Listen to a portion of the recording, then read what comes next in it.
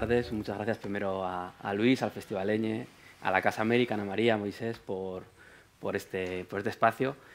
Y bueno, como bien comentaba Luis, pues la presidencia de Franco Félix pues, se debe a una beca que convocamos con cuadernos panamericanos. Hubo muchísimas candidaturas, unas 300, y bueno, finalmente salió Franco Félix elegido. Él pensaba que eran varios becarios y cuando le supo que era el único, casi se disculpó. Dijo, no puede ser que sea solamente yo. Pues bueno, así que encantado de tenerte, Franco, y bueno, hablando con el Festivaleñe, con quién emparentarle para esta charla, pues con Luis, con Jesús Ruiz Mantilla, pensamos en Gabriela, que bueno, tienen en común esos dos libros que tienen con la muerte o el duelo de fondo, aunque uno está ambientado en Sonora, otro en Bilbao, Nueva York, Madrid. Tienen ese hilo común y, bueno, como dice el título, como pone el título, pues es un monstruo sagrado de la muerte que los dos de algún modo desacralizan, ¿no? por la manera en que abordan el tema, ¿no?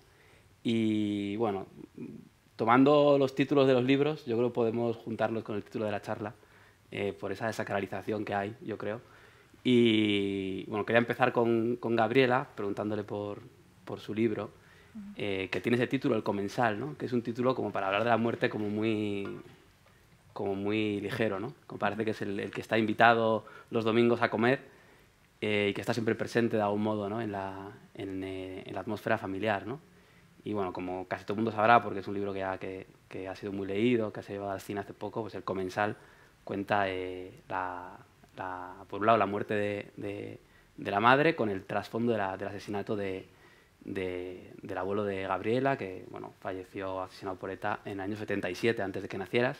Y bueno, a partir de esas dos, bueno, de esa muerte antigua, ¿no? Hay como una crónica del proceso en que acompañas a tu madre durante la enfermedad en Nueva York. Y bueno, pues a mí me llamaba la atención pues ese tono con que tú enfocabas la muerte, que no es aunque son dos libros empezamos diciendo de duelo, probablemente tengan la muerte como punto de inflexión, pero no son libros, digamos, de algún modo que se descarguen en la desesperanza ni en la tristeza, ¿no? Entonces yo creo que, no sé si por la distancia que tenías con el tema, como técnica narrativa, tú, no sé, como diste un paso hacia atrás y de algún modo metías como referencias como un poco más ligeras en ese recorrido, ¿no? Incluso tu propia vida, tu propia experiencia en Nueva York, la llegada de tu madre, cuando vais a ver un médico que de repente os parece muy guapa a los dos, ese tipo de cuestiones que de algún modo hace como que la muerte que está presente, pues bueno, no la tomas con esa distancia, ¿no? Sí, a ver, como el libro, claro, ya lo escribí hace unos años y te puedo contar un poco lo que yo quise en aquel momento y cómo lo veo ahora. Pues cuando lo escribí, yo era la primera cosa que escribía en mi vida, entonces pues fue un poco prueba y error.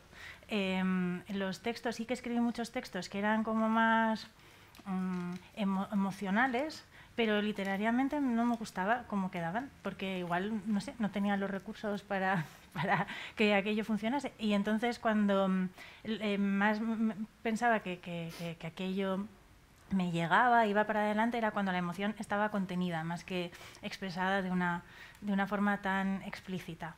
Y sí que fue un reto para mí el buscar como un lenguaje propio para contar esa historia de mi familia, que sobre todo en la parte del abuelo estaba tan cargada de las palabras enseguida te posicionaban de una forma política, ¿no? Pues por ejemplo, ya solo como nombras al territorio del País Vasco, pues te estaba posicionando. Y para mí fue todo un reto desarrollar ese lenguaje de cómo contarlo desde la intimidad, porque sí que me importaba llevarlo a un terreno íntimo.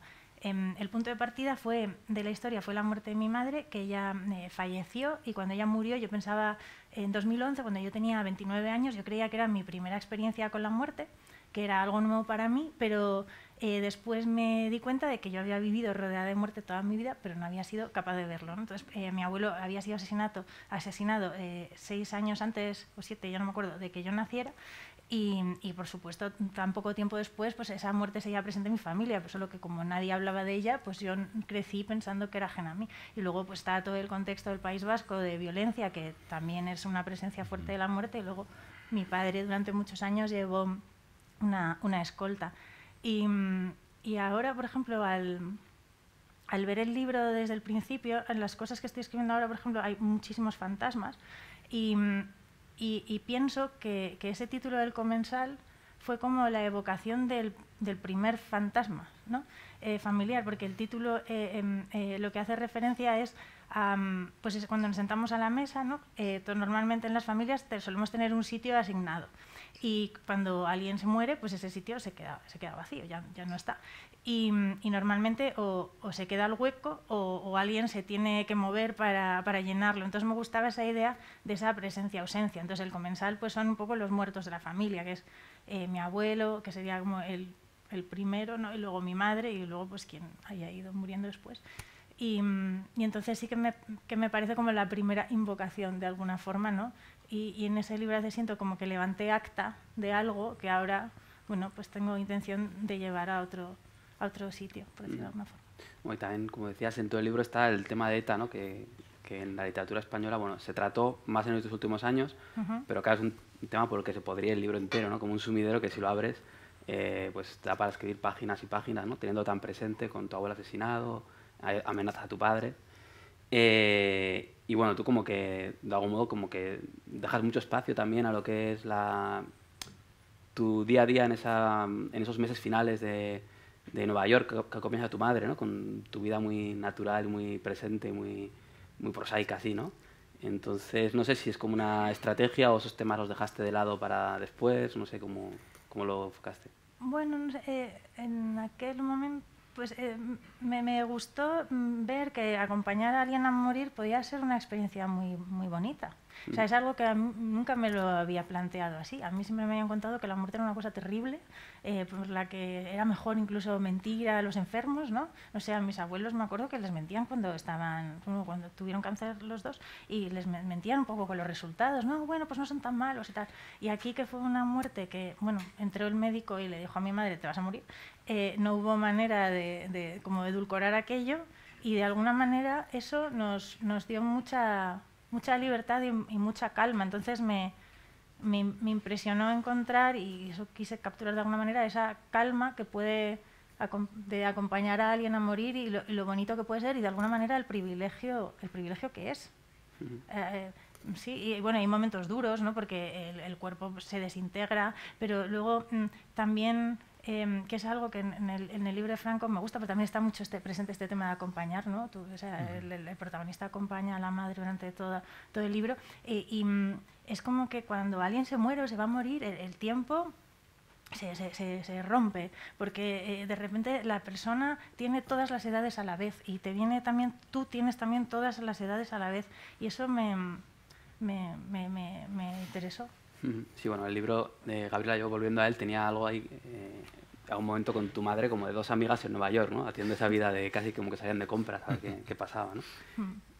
Bueno, y bueno, yendo al libro de Franco Félix, ¿no? Que tiene una ambientación muy distinta, está en la zona de Sonora de México, decía Franco que hace 50 grados y desde el mes de septiembre en Madrid se quejaba aquí del frío que hacía, así que aún le queda un mes en Madrid, a ver cómo termina. Bueno, es una historia para que no haya leído, que en el que bueno, Franco también acompaña en la muerte familiar, ¿no? De tu madre y en algún momento sabe que su madre había tenido otra familia previa a la suya, la segunda familia de la que Félix es hijo, ¿no? Y es como un misterio familiar de la que además la madre tampoco da muchas pistas y que bueno, está ahí como un secreto que además no llegas del todo a desentrañar por completo, ¿no? Por mucho que investigas, ¿no? Y bueno, de ahí ese título, ¿no? Lengua dormida, que tiene un título también como esa cosa de las películas del oeste que veas, ¿no? De los apaches, que los traducen de una manera como muy elemental, ¿no? Lengua dormida. Es como lo que define al otro, ¿no? Así como una cosa como... Es algo como que se casa ahí como con la esencia de algo, ¿no? Y a mí me llama la atención también, hablándolo con algún amigo, bueno, aquí con el editor, con José Jamás, decíamos, bueno, es que a mí me gusta mucho este libro, que podría ser una historia muy terrible, porque es verdad que, aparte de la muerte y todo ese secreto que tiene tu madre, hay muchos momentos de descomposición familiar, ¿no? Que tú asistes, ¿no? De tus padres con el alcohol, algo descontrolado, fiestas en las que se visten pues de negro, ¿no? Una cosa así un poco más friki, digamos, y tú como en vez de sumergirte a eso como una cosa así como traumática, ¿no? Hay como un cierto humor en la manera de retratar, ¿no? Esa vida que te ha tocado, ¿no? Que bueno, todas las familias son realmente raras y las ves de cerca. Y bueno, en vez de decir, bueno, qué caos he crecido, o qué pasa con mi madre que tiene esa otra vida que yo no conozco, y de algún modo también optas por la estrategia de, bueno, de casi de cierto humor, cierta ligereza al abordar, ¿no?, ese retrato familiar, ¿no? Sí, sí. Bueno, gracias por estar acá, gracias al festival, gracias a Casa de Velázquez, gracias a Gabriela, Javier, por estar acá.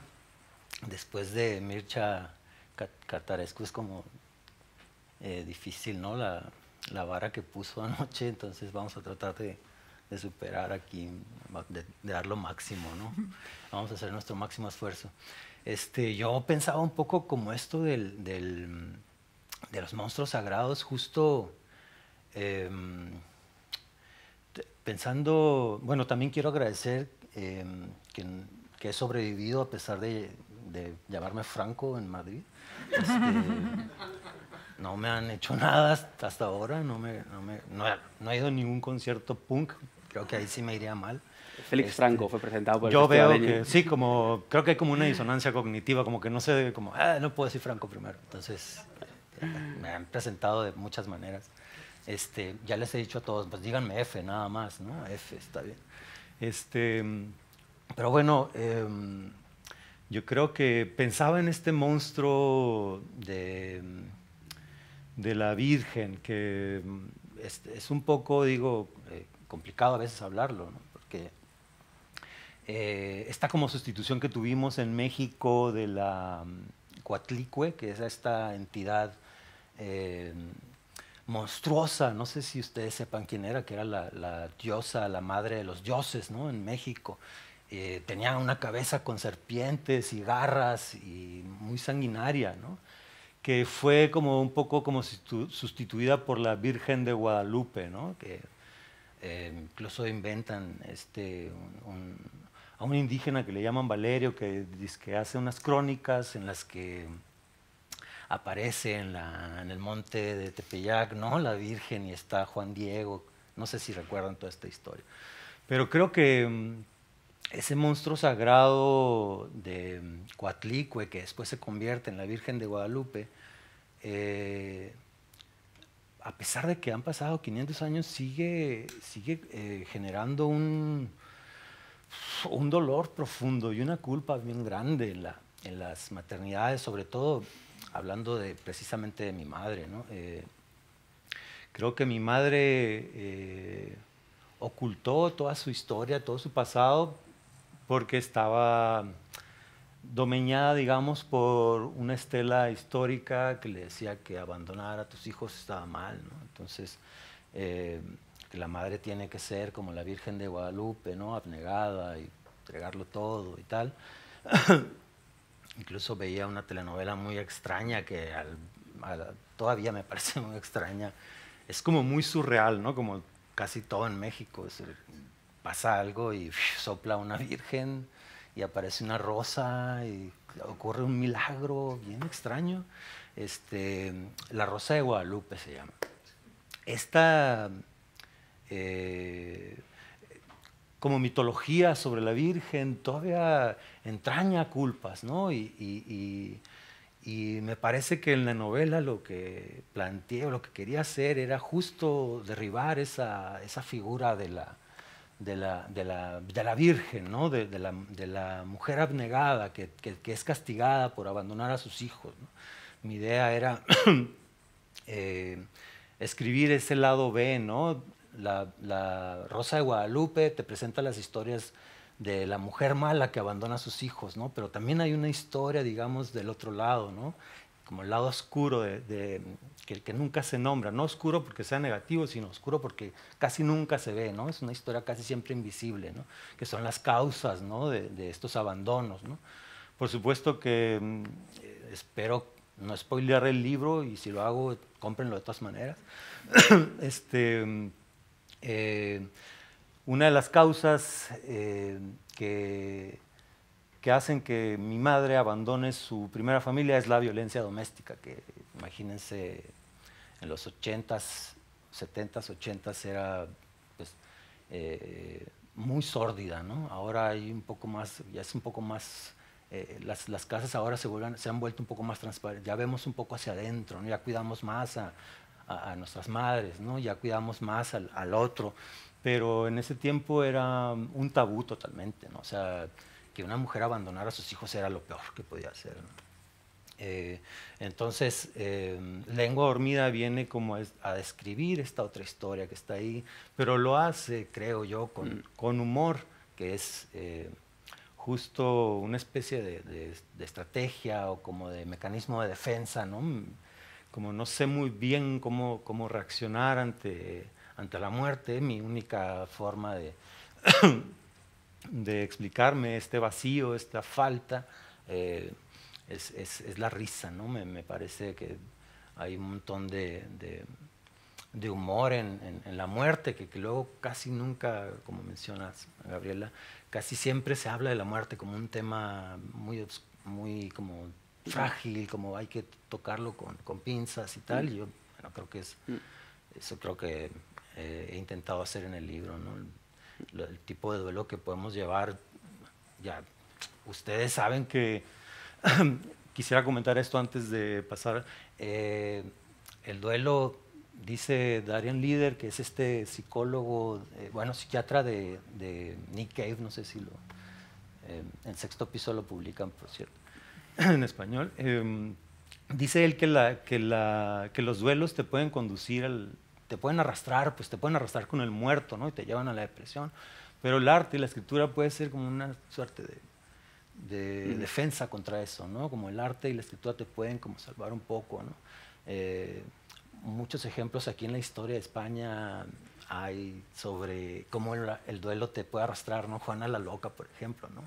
Que hace este viaje con el Felipe el Hermoso, ¿no? Tratándolo de llevar a Granada. Hay un caso de una chica que tiene una relación a distancia y es muy buena la relación a distancia, y la relación a distancia es maravillosa, y cada uno pues, se ven en ciudades y todo es perfecto durante años hasta que toman la mala decisión de irse a vivir a una ciudad y la relación se viene abajo, ¿no? Darian Leader descubre que esta paciente, o sea, porque fue su paciente, descubre que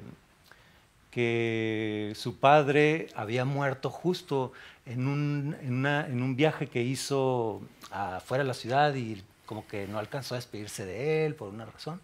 Entonces había sustituido ese despido de su padre con su pareja, ¿no? Entonces lo que le gustaba a ella de su relación no era la relación en sí misma, sino despedirse de su amante, ¿no? Porque repetía la historia del padre, ¿no? Entonces creo que te arrastra, pues la muerte te puede arrastrar, ¿no? Te puede arrastrar si no pones como esta resistencia, que muchas veces es un privilegio para la gente que escribe, que hace arte, que creo que... Sí, Franco, eso que decías de tu madre, ¿no? Que, bueno, la Virgen de Guadalupe y todo eso me has contado, que a mí me sirve un poco a entender también el libro, ¿no? Hablándolo contigo. Me hace pensar, ¿no? Un poco de que tu madre de algún modo era como... podría ser una antimadre, ¿no? O sea, era una mujer que abandona a 4 hijos, tú no sabes por qué, y luego tampoco es una madre metódica en casa, o sea, como que rompe con cualquier idea de esas como antiguas, ¿no? De la madre que es responsable, que prepara, casi estás tú cuidándola, ya no durante la enfermedad, sino mucho antes, ¿no? Sí, sí. Y entonces, bueno, quería preguntaros también a ti, Gabriela, porque también tú contabas, ¿no? Que fue bonito acompañar a tu madre ese tiempo. Si hay como una reconciliación con lo que a uno le ha tocado vivir, ¿no? Para poder escribir estos libros, ¿no? A ti dices, bueno, el momento en que dices, bueno, yo con mi madre viví esos meses en Nueva York yendo a ver a los doctores y, bueno, casi como... o sea, con la enfermedad presente, etcétera, pero con momentos también, ¿no? En el que ibais a buscar un apartamento, a buscar un doctor. Había cosas ahí como que compartías y tú tenías tú también tu vida mientras tanto. Y en tu caso, Félix, como que hay una, no sé, supongo un momento, una reconciliación con la idea de, mira, esto es lo que me ha tocado y lo miro como mejor puedo, ¿no? Y lo entiendo, y ahí es cuando puedes escribir el libro, ¿no? Sí. Mi madre era, o sea, le ponías una cerveza en la mano y se convertía en un torbellino. Le gustaba bailar mucho. Y yo no sé bailar, o sea, soy muy distinto a él.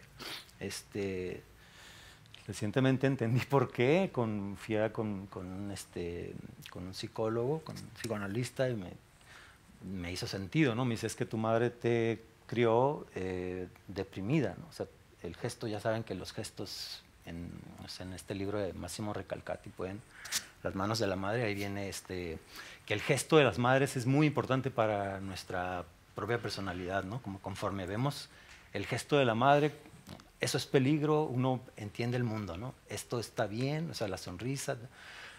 Pero mi madre todo el tiempo tuvo un gesto de tristeza que fue porque acababa de dejar una familia, ¿no? Pero justo ese dolor lo ocultaba con la fiesta. Era muy curioso porque ese dolor lo ocultaba con la bebida. Yo no bebo, ya aprendí que estaba mal hacer eso, entonces no, ¿no es cierto? No sé bailar, no sé hacer muchas cosas que ella hacía con mucha naturaleza. Yo trato de tomar y sé como que está impostado, tomo impostadamente, bailo impostadamente, trato de hacer las cosas que hacía ella, pero siento que quedé como fuera, ¿no? Como ese ritmo natural que mi hermano tiene, que para los 4 años que pasaron entre yo y mi hermano, ya mi madre como que había como entendido que podía ser otra vida, ¿no? Entonces ya a mi hermano sí le tocó una sonrisa, no me estoy quejando de él, pero bueno, todo esto lo ocultaba y justo cuando en las madrugadas estaba ya en este estado de inconsciencia, borracha y tratando de alcanzar la cama, empezaba a gritar, ¡ay, mis hijos! Y imagínense un niño de 8 años y tu madre empieza a gritar, ¡ay, mis hijos! ¿No? No sé si se acuerdan de La Llorona. Yo pensaba que estaba La Llorona aquí en la casa y era mi madre, ¿no? O sea, llegué hasta a dudar de mi existencia porque a lo mejor y hasta soy uno de esos niños que ahogó, ¿no? La Llorona. Entonces, fue como entender y también como pergeña un poco como tu personalidad. Mi personalidad es como absurda, como surreal, justo porque vivía Medea, ¿no? Ahí en la otra habitación, ¿no? Entonces, creo que, no sé si contesté lo que estáis preguntando. Pues, no sé, en nuestro caso, pues así es como surgió, o sea, no sé, se generó ese ambiente de complicidad entre las dos. Pudo no haberse dado. Algo que me pasó poco después de que muriese mi madre, justo un año después, asesinaron a mi mejor amigo en Angola. Y yo creía que había aprendido muchísimo sobre la muerte con la muerte de mi madre. Y yo había visto toda esa belleza que os he contado que podías encontrar en la muerte y bueno, luego otras cosas que me pasaron después que ahora os cuento, pero creía como que lo sabía todo. Y el duelo de mi madre que llevé con mucha tristeza pero con bastante serenidad, el duelo por mi amigo fue un horror. Porque bueno, se había muerto de la noche a la mañana, me parecía súper injusto, me dio una ansiedad terrible, todo lo que yo creía que había aprendido en esta muerte no se trasladaba para nada.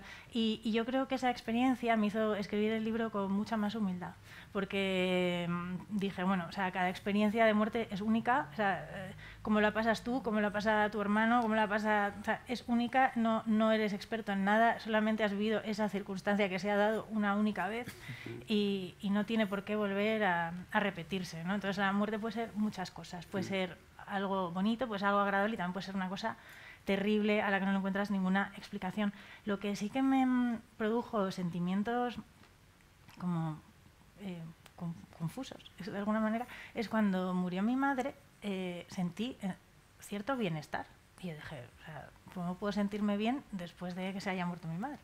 Y bueno, ahora, por una parte, el duelo te deja en un estado como hipersensible, que todo lo vives muy intensamente, que puede llegar a ser hasta agradable, pero a veces, o sea, en el caso de mi familia lo que pasó también es que como por culpa del tema del terrorismo y que mi padre había llevado siempre las cargas, sus cargas, y como de forma individual y nunca había compartido el dolor y todos de alguna manera habíamos imitado esa conducta de cada uno tragarnos nuestras penas, cuando muere mi madre, de repente toda la familia estamos unida en el dolor y entonces eso fue como muy bonito también. Y sí, pues esas son un poco las experiencias que recuerdo, pero no... Ya te digo que son únicas, que se pueden dar o que igual no, que se dan una vez y que igual no se tienen por qué volver a repetir. Bueno, eso de todos estos libros de duelo, estaba antes de aquí viniendo y repasando ahí un montón de libros. Bueno, ya digo que en vez de duelo igual podemos hablar de libros que tienen la muerte de trasfondo, ¿no? Porque decía Gabriela eso, ¿no? Que hay libros pues de duelo, pues no sé, pienso que son deliberadamente tristes, ¿no? Yo qué sé, el de Umbral, Mortal y Rosa, el de Sergio del Molino, Lara Violeta, ¿no? Son libros como que se te muera un hijo. Son como muy desconsolados, ¿no? Muy tristes. Pero hay muchos otros libros que es verdad que se meten en la misma categoría, son muy distintos, ¿no? Hay libros como el que casi una reconciliación, o hay libros que sirven para hacer un tipo de memoria familiar, no sé. Estaba pensando en el libro ese de Mi padre y yo, de Ackerley, que cuenta que su padre tiene otra vida, otra familia, con un hombre. O sea, su padre era homosexual y en aquella época oculto. Y entonces, bueno, en el fondo es un libro sobre ese tema, ¿no? Aunque se pueda escribir después de la muerte del padre, ¿no? Pero en el fondo está tratando el tema de cómo ese hombre tuvo que vivir en el armario toda su vida y tener dos familias por esa razón, ¿no? O estaba pensando en los libros de Richard Ford, que hacen dos retratos de sus padres que podrían ser antes o después del duelo, para que le permite que hayan muerto escribir, ¿no? No sé, decía un amigo mío, el libro de Fernando Marías, La isla del padre, es un duelo amable, ¿no? Porque el padre muere con 93 años, un bilbaíno que le caía fenomenal al hijo, entonces ahí no hay ningún tipo de tristeza más allá de la natural, ¿no? Y no permite escribir un libro sobre igual como el de Laura Violeta, algo parecido, ¿no? Entonces, bueno, quería preguntaros así que, como que otros, de algún modo entiendo que la muerte os permitió abordar temas que estaban ahí, ¿no?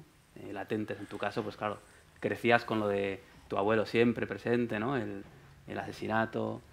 Tú tenías presente también, claro, el asunto de tu madre, ¿no? Que tenía otra familia. Entonces, que de algún modo la muerte es lo que te permite escribir, ¿no? Aparte de algún modo está siempre la tristeza por la pérdida, pero se abre a otros muchos temas, ¿no? En los libros, ¿no? No sé qué temas pensáis que os ha permitido o os puede permitir las muertes contar, de Franco. Que por cierto, al que bebas y bailes no te vamos a quitar la beca. Claro. Bueno, está tardando en cobrar mensualidad. Van a fiscalizar mis pasos. Tengo ahí mis coreografías. Bueno, pensaba en también un poco que hay como también otros tipos de duelo, ¿no? O sea, que no solamente son sobre la muerte, ¿no? Son duelos que vienen desde los noviazgos, ¿no? Las rupturas, las separaciones, duelos misteriosos y extraños como los de México, como no sé si recuerdan a Antonio López de Santana, que fue un presidente en México, en la Guerra de los Pasteles, pierde una pierna y el tipo hace un funeral en Veracruz, en 1836, algo así. Pero para 1845, 46, un cementerio se vuelve como el cementerio de los héroes de la defensa contra los ingleses, ¿no? donde entierran a Leona Vicario y tal. Muchos representantes, ¿no? de héroes y heroínas de México. Entonces el tipo exhuma su pierna y la lleva a ese cementerio y hace otro funeral y lleva al ejército y bueno, o sea, es muy loco, ¿no? Que uno en el libro habla un poco sobre eso, ¿no? Como lo que es perder un brazo, ¿no? Que yo no he perdido un brazo, ¿no? Al menos no todavía.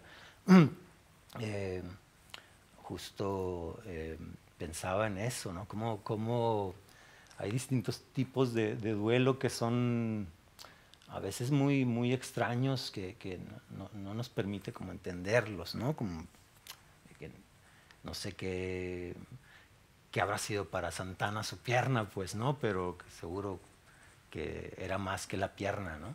Y en ese sentido, creo que como la sensación de perder algo, que puede ser esta cosa del duelo, puede ser también muy divertido, a veces no tanto, o un alivio, ¿no? También puede ser. En el caso de mi madre fue, justo sentí que algo había perdido o sea, como no sabía que esa pérdida iba a ser tan grande, ¿no? Como no sabía que uno, como dices, Gabriela, hay como ideas, ¿no? De lo que es la muerte y tal, pero pasa por ahí y se da cuenta que tiene algo que no sabía que tenía, ¿no? Parece un poco obvio, pero justo el libro trata de mantener una conversación que nunca tuve con mi madre, por eso se llama así el libro, ¿no? Lengua dormida, ¿no? Como algo que me di cuenta que veía como siempre muy tarde, ¿no? Que los hijos siempre nos damos cuenta muy tarde de que tenemos un padre o que tenemos que cuidar a unos padres, ¿no? Y justo con la muerte de ella pasé por este tipo de duelo que no sentí, no pensé que iba a experimentar. Y lo mismo, ¿no? Cuando fallece mi padre, pasaron 5 años entre lo que murió mi madre y mi padre. Yo decía, bueno, es mi padre, ¿no? Es un tipo con el que tengo una competencia edípica, ¿no? Yo creo que no voy a sentir nada, ¿no? Voy a como decir, como, bueno, viejo, ya te toca, ¿no? Pero bueno, fue otra vez un derrumbe total, ¿no? Justo la novela que estoy escribiendo ahora es sobre él, ¿no? Sobre esta pérdida y sobre todo lo que está pasando en la cabeza, ¿no? Que de alguna manera es también es una novela, es un libro que incluso lo estaba haciendo desde antes de que muriera, pues, o sea, siento que como que yo ya avanzaba en eso, como que ya sabía que iba a pasar, pero bueno, la experiencia, como dices, es dura, ¿no? Siempre, y es distinta y tiene un montón de matices, ¿no? Ya no, ahora que me acuesto en la cama, digo, padre, te amo, cosas que nunca le dije a mi madre te amo, ni ella me dijo a mí, te amo, padre, te amo. Y digo, con este miedo, ¿no? ¿Cómo va a ser cuando fallezca mi hermano, ¿no? Con esta soberbia, porque yo soy más grande que él, lo más probable es que yo muera antes, ¿no? Y además yo ando mal de la glucosa y él está perfecto. Entonces, no sé nada del duelo. Pues que aprendí. En mi caso, yo era un poco soberbia de alguna manera porque creía que no tenía nada que ver con mi familia, ¿no? Yo creo que cuando somos jóvenes nos creemos muy únicos e independientes y diferentes a nuestros padres y a nuestros abuelos, y a la hora de escribir este libro, que fue como pasé mi duelo, me di cuenta de lo conectados que estamos y de lo mucho que estamos influidos por cómo han sido nuestros padres, nuestros abuelos, y que esa muerte, ese asesinato de mi abuelo, que yo pensaba que no tenía nada que ver conmigo, cómo me había configurado de arriba a abajo, ¿no? Eso creo que fue lo que más aprendí. Y a día de hoy sigo pensando mucho en eso, en cómo ha configurado desde mi personalidad, mi lenguaje, mi manera de relacionarme con los demás, ¿no? Y a veces digo, ¿por qué me cuesta tanto escribir? ¿Por qué soy tan lenta? Y digo, bueno, claro, es que, o sea, a ti te han educado a no hablar, o sea, te han educado en el silencio, ¿no? Entonces, como ir desbloqueando todos esos nudos del pasado para encontrar tu propio lenguaje, ¿no? Esa es como mi obsesión ahora. Y también creo que cuando entras en contacto con la muerte, pues de alguna manera tu mundo se vuelve más rico, porque sí, abres, o sea, estos muertos nos abren como una especie de rendija a otros universos, ¿no? Y yo tengo muy presentes a mis muertos. Entonces yo creo que siento que a esta capa de realidad yo tengo incorporada en mi día a día una capa como de mis queridos espectros, ¿no? Que están ahí conmigo, de mi abuelo. O sea, mi abuelo, que yo era una persona a la que no tenía en absoluto presente hasta que escribí este libro. Tengo la sensación de que está aquí sentado encima de mi hombro todo el rato.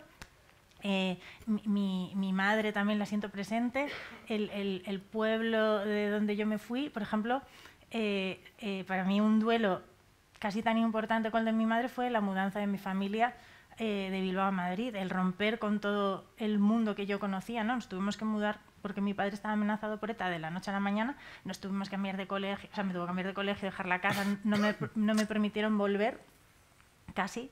He tenido que volver yo ya de mayor, sola por mis propios medios, y bueno, esa ruptura, todo aquello que dejé atrás, también es como una especie de dimensión como espectral que se ha unido en mi vida. Incluso yo hay veces que siento que vivo como dividida en el yo que fui allí y en la persona que soy aquí ahora. Entonces, creo que, bueno, depende cómo sea cada uno, que de alguna manera, a medida que nos vamos haciendo mayor, se va muriendo gente y muchas veces pues no los queremos soltar y entonces pues conviven ahí en otro plano con nosotros. Y yo no sé si estoy traumatizando a mi hijo que tiene 7 años, pero yo ahí le hablo también de cómo esta gente, como si estuviera aquí con nosotros, a pesar de que están muertos y tal, por supuesto, y es muy importante decirles a los niños que los muertos se mueren y no vuelven. Pero sí que vamos a los cementerios y hablamos de ellos y nos acordamos y hablamos muchísimo de la muerte porque, pues no sé, yo creo que es más enriquece, o sea, más que limitar, suma. Bueno, lo que decías de desbloquear, ¿no?, las cosas del pasado tiene mucho que ver con el título, ¿no? Eso de sacralizar los monstruos sagrados, ¿no? Que creo que sirve para esta charla y casi para cualquiera en la que se hable de literatura, ¿no? Porque al fin y al cabo, si haces literatura, pues y hablas del amor, no tiene que ser un amor romántico, y hablas de tu madre, tienes que pensar que no tiene por qué ser una madre convencional, sino que puede ser una antimadre, y si hablas de la muerte, pues de algún modo tienes que abordarla de una manera que sea distinta a la que hemos leído en cierto modo y también más auténtica y genuina, ¿no? Que porque uno no va a vivir la muerte por las razones que sean con aspectos como eso, ¿no? Como la ligereza de la convivencia con tu madre durante la enfermedad o con bueno, esa mirada que tienes tuya sobre toda la memoria completa, ¿no?, de tu vida con tu madre, donde hay, bueno, una cosa un poco más reconciliada de lo que uno puede esperar de un libro de duelo, ¿no? Entonces yo os quería preguntar qué otros elementos, otros temas están pendientes en vuestros libros por desacralizarse, ¿no? Tú, por ejemplo, has escrito 2 libros, ¿no? Kafka en Bañador, El gato de Schrödinger, creo que a la gente le pueden dar cuenta, pues eso, que también pues está desacralizando otros mitos, ¿no? Mitos literarios en este caso. Y bueno, continuando con tu libro de Kafka en Bañador, fuiste a buscar la tumba del tío de Kafka en Madrid, ¿no? Y no sé qué otros mitos estáis tratando de desacralizar en vuestros libros, ¿no? Justo eso también trae, que también te permite darte como este lujo de no creerte loco, ¿no? Porque dices, bueno, son mis muertos, ¿no? Con los que hablo, ¿no? Traje a mi neurólogo desde Hermosillo, Sonora, justo para que me aterrice de repente. Sí, no, es que de repente digo, no sé si estoy aquí hablando solo. A lo mejor nunca me dieron la beca y estoy en Hermosillo ahí pensando que estoy en Madrid. Y bueno, lo traje a él, ¿no? Para que, y bueno, eso te permite en los muertos, o sea, como dirigir, ¿no? Porque uno lo hace todo el tiempo y dirige como esta voz hacia sí mismo, ¿no? Como en la conciencia, ¿no? Como este desdoblamiento. Pero tus muertos te permiten como casi desde una perspectiva lacaniana, ¿no? Como un destinatario ideal, ¿no? Como un destinatario que no tiene capacidad de respuesta, ¿no? Te tienen que escuchar ahí tus muertos, ¿no? Pero me ha gustado muchísimo. Sí, lo de Kafka, bueno, es que quería comentar que me gustó mucho lo que dijiste justo. Siento que me sentí un poco identificado con eso, ¿no? Que hablar de la muerte. Yo llegué a Madrid, a los 2 días ya estaba en el panteón buscando al tío de Kafka. ¿Y dónde está? Está en el Sacramental de San Isidro. Ah, es el más bonito de todos. Sí, es alucinante, es alucinante. No sé, lo comentaron en el lanzamiento del programa de Eñe, del Festival Eñe.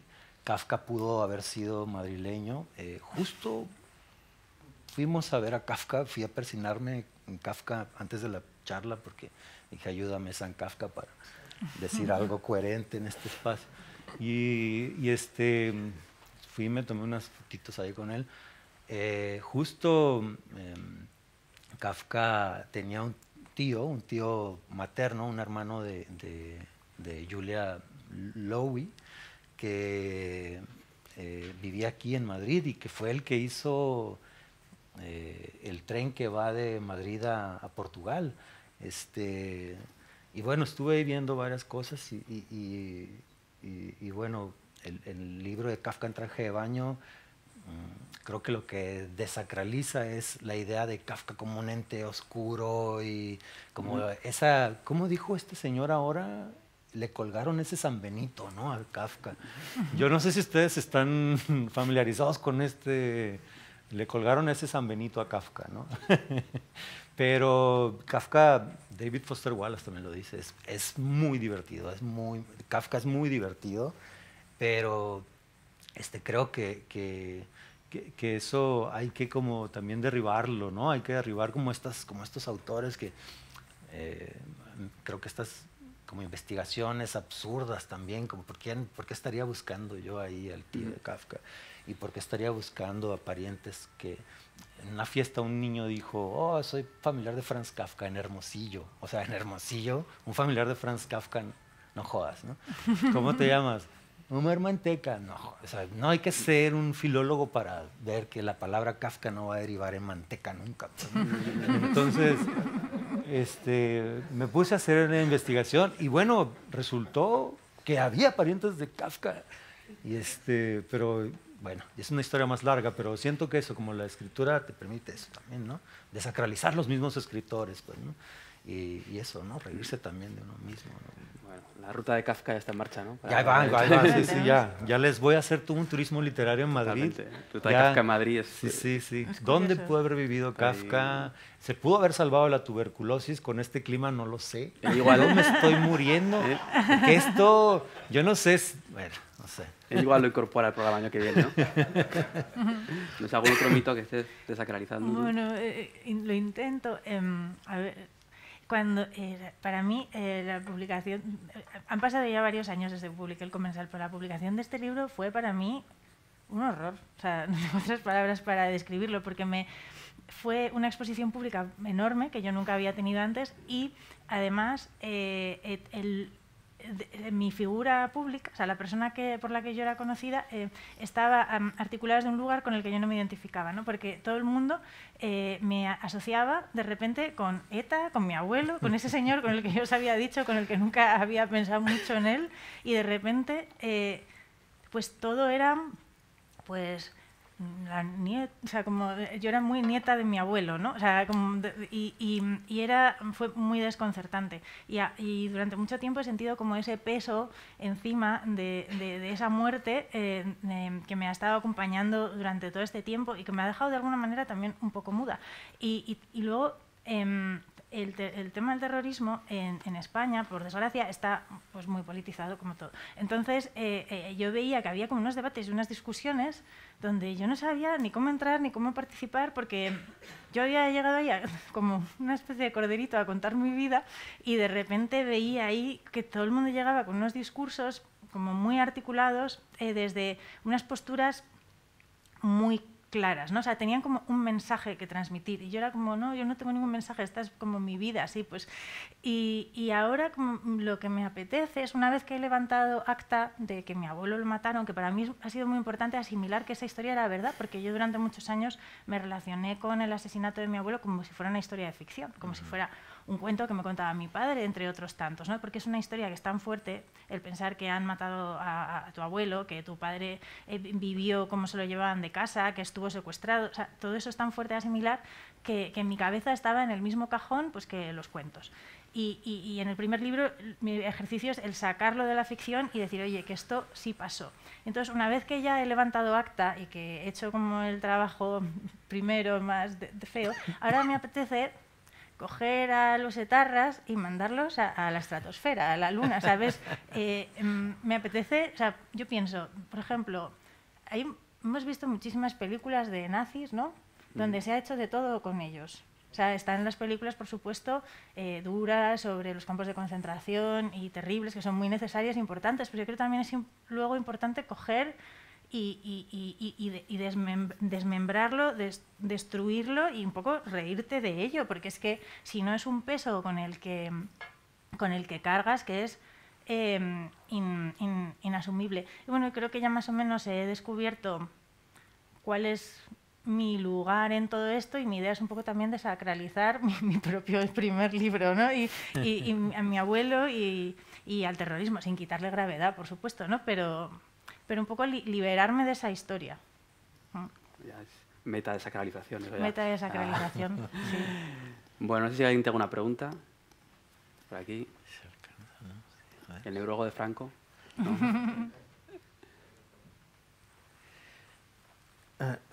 Ahí. Quería preguntar a Gabriela si no crees que es demasiado pronto en este país para hacer algo así como esta. Yo tengo la suerte de que soy una... O sea, a ver, no sé si es demasiado pronto o demasiado tarde, pero lo que tengo la suerte, en este caso, suerte, bueno, no suerte, pero que he sido una persona afectada directa. Yo creo que, por ejemplo, quienes más se han reído de los nazis han sido los judíos en Hollywood, ¿no? Que al final es, yo creo que una parte de un... Yo no es que vaya a coger y me vaya a reír, no sé qué voy a hacer, pero sí que tengo la necesidad de coger y mandarlos a otro plano. O sea, yo esto necesito... O sea, esta historia a mí no me puedo... O sea, yo no puedo tratarla todo el rato con gravedad porque es que si no me mata. O sea, yo necesito liberarme de esta gente. O sea, necesito mandarlos a... O sea, estos fantasmas yo no quiero cargar con ellos toda la vida. O sea, los tengo que mandar a otro lado. Me tienen que dejar en paz como sea. Sí, pero es verdad que hay como una gravedad todavía, ¿no? En el discurso este. Claro, pero es que yo ya es que no puedo más. O sea, es que me dan ganas de decir, "Mira, es que no puedo más de estos fantasmas y no puedo más de vosotros con vuestros discursos". Claro, Charlie Chaplin en tiempos modernos no se esperó mucho tampoco para reírse de Hitler, ¿no? Claro, yo creo que siempre... Sí, aquí es que existe, que yo conozca vaya semanita, que si tenemos que tirar de ese tipo de humor, Bueno, no, o sea, yo... el prototipo a ver sale. No, pero que... O sea, yo tampoco sé... O sea, no es humor... No conozco nada que se ría de letarras y demás. O sea, yo no tampoco pienso en reírme, sino como deformarlo, ¿sabes? O sea, como decir, sentirme más en control del relato, porque una cosa que le pasa a la persona, a las víctimas en general, es que pierden el control del relato. Porque la historia la cuentan siempre otros. Entonces, si tú eres dueño del relato, haces con tu relato lo que te da la gana.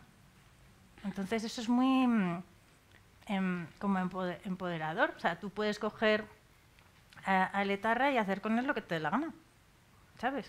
O a quien quieras, a cualquier personaje.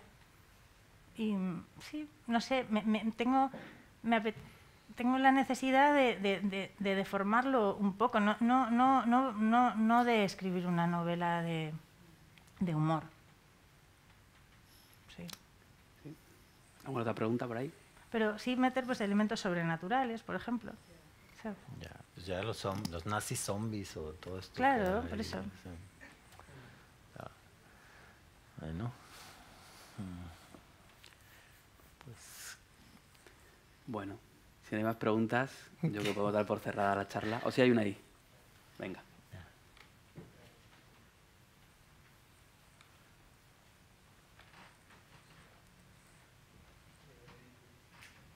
Aló, sí. Yo me preguntaba en qué punto uno puede trabajar sobre los muertos, sobre otras personas que, digamos, no tienen la decisión que uno como cuente sus vidas, digamos. ¿En qué punto uno puede como estar usurpando, digamos, o aprovechándose de esto para contar una historia? ¿Qué tan difícil es para ustedes como habitar ese mundo? Yo siempre me hago esa pregunta. Como en este momento, de hecho, me la estoy haciendo, en qué momento uno dice está bien o está mal, esta persona tal vez no le habría gustado que se cuente esta historia. ¿En qué momento uno, cómo lo tomaron ustedes en este caso? yo en mi caso fue pues fácil, ¿no? Ya había muerto mi madre, ¿no? O sea, este libro jamás lo habría, o sea, porque esa historia del abandono y tal, no lo habría querido leer ella, ¿no? O sea, estoy seguro que habría sido un problemón, ¿no? Y seguro que se habría sentido expuesta y tal, pero bueno, yo creía que había que redimir también su relato, pues, ¿no? O sea, que había que contar eso por lo que había pasado, ¿no? Muy a pesar suyo, ¿no? Por supuesto que también me he cuestionado si estos hermanos, porque tengo hermanos y me han hablado por Facebook y los bloqueo, ¿no? No, en serio, me empezaron a preguntar como, hola, ¿y cuánto ganas? ¿No? Como, mira, nosotros no tuvimos mamá, pero nos va muy bien, ¿no? O sea, tengo este carro, ok, lo bloqueo, ¿no? Adiós. Yo digo, bueno, ¿qué van a pensar ellos también, ¿no? ¿Cuál va a ser su...? No creo que digan como, con razón mi mamá se... No creo, pues, ¿no? Porque al final es justo otro relato, pues, ¿no? Que lo más que puedo hacer es esperar su propia novela. Yo más que le he dicho a José Amat que no salga en Sexto Piso, que salga en otra editorial. Pero nada, eso, como yo sí como me lo cuestioné, pero dije, bueno, hay que contar esto. En el caso de mi madre, no sé, lo hice así sin pensarlo mucho. O sea, yo todo lo hice un poco porque me salió y yo no había publicado un libro en mi vida y fui un poco inconsciente, básicamente.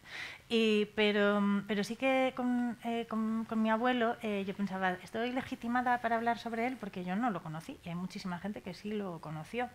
Y eso, incluso haciendo la promoción, que claro, me daba mucho cargo de conciencia. Y siempre lo viví como con mucha responsabilidad por no ofender a mi familia, por no decir nada que les pudiera afectar. Al final, pues eso es imposible, ¿no? Pero bueno, más o menos, yo sí que cada palabra que decía la decía como con mucha responsabilidad. Me ayudó un poco a liberarme un libro que leí de Anne Carson, que se llama Knox, no sé si lo conocéis, claro, sí, que sí. habla sobre un hermano que no conoció y escribe un libro precioso sobre aquel hermano, bueno, que casi no conoció, que se fue a vivir a Dinamarca, creo que es, y se volvió, creo que adicto, entonces es que lo leí hace mucho ya, pero tiene como un par de cartas, es todas las referencias que tiene de él, y yo le digo, mira, también se puede escribir sobre aquella persona que no conociste, pero de alguna manera pues también ha condicionado mi vida, aunque no lo haya tratado yo en primera persona.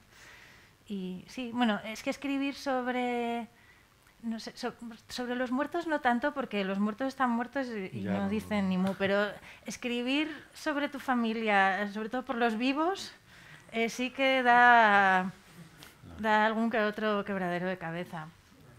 Luego, aparte, en tu libro mencionas que hay momentos en los que estás como preguntando, ¿no? Por tu abuelo y te dice tu papá, "Ey, esa historia es mía, ¿no? Esa historia yo la Sí. quiero contar", ¿no? Sí, sí, bueno, pues no sé, de repente un día también hay un libro de mi padre, no lo sé, pero bueno, a mí me parecería fantástico, o sea, yo no tengo ninguna intención de monopolizar la historia, es una historia de todos al final, Claro. no es una historia, aparte de la historia de este país, entonces, pues bueno, ya está, yo solo soy un relato más. Un relato más. Bueno, pues muchas gracias a Franco y Nada, a a ti. Gabriela, a Un placer a Festivaleñe, todos. a Casa América. Muchas gracias, amigos.